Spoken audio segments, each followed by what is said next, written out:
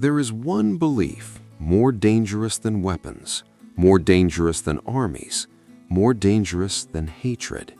It is the belief that we are chosen, chosen by God, chosen by destiny, chosen by history itself.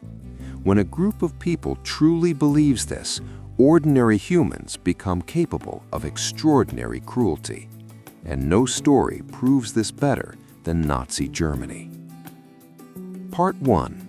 A broken people looking for meaning.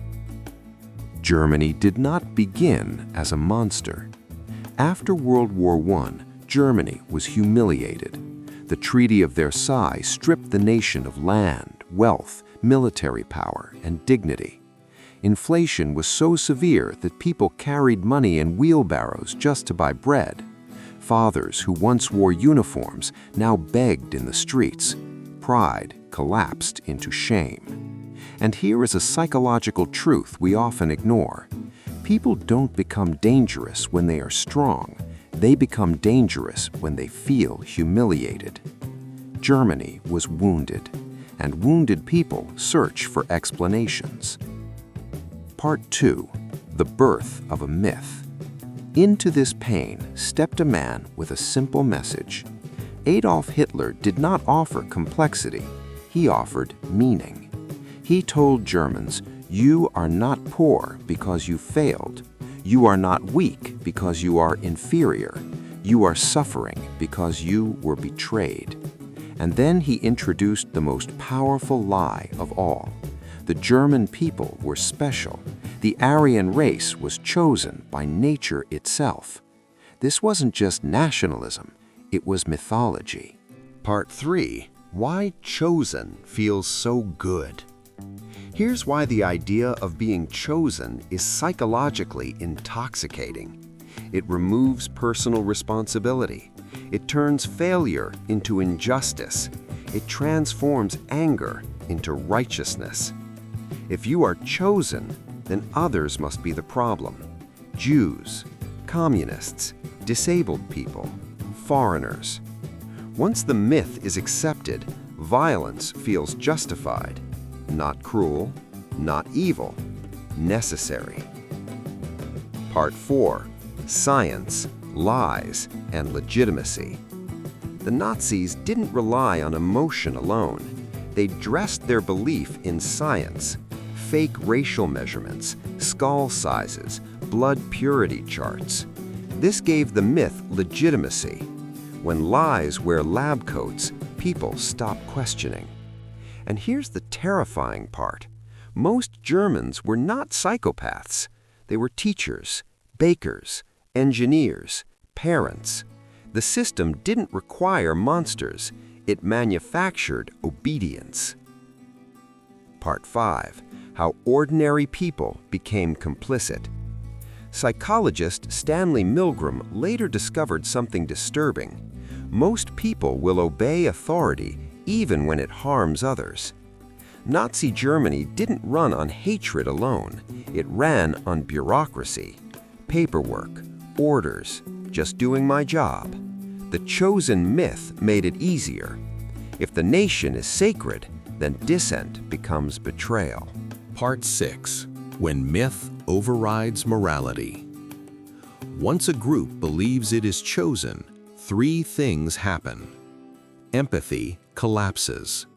Violence becomes moral. Criticism becomes treason. Jews were no longer neighbors. They were symbols of corruption. This psychological shift is what allowed genocide to feel logical.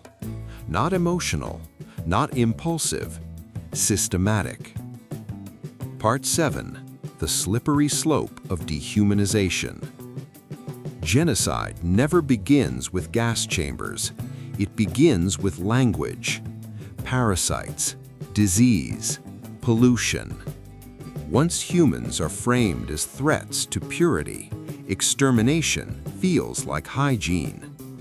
The chosen myth doesn't just elevate one group, it erases another. Part 8. Why no one stopped it in time. Many Germans did sense something was wrong, but fear silenced them. Speaking out meant losing your job, losing your family, losing your life. And here's another uncomfortable truth. Most people don't resist evil, they adapt to it, especially when evil claims moral superiority.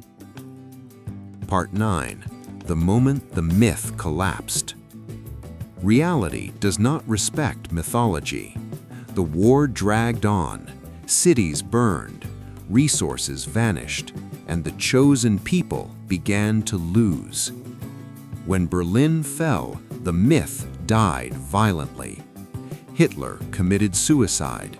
Germany lay in ruins. Millions were dead.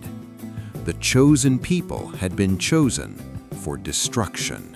Part 10. The aftermath, shame and silence. After the war, Germans asked a haunting question: how did we allow this? The answer wasn't simple. Because the myth didn't look evil at first. It looked like pride, like unity, like hope. That's what makes it dangerous. Part 11.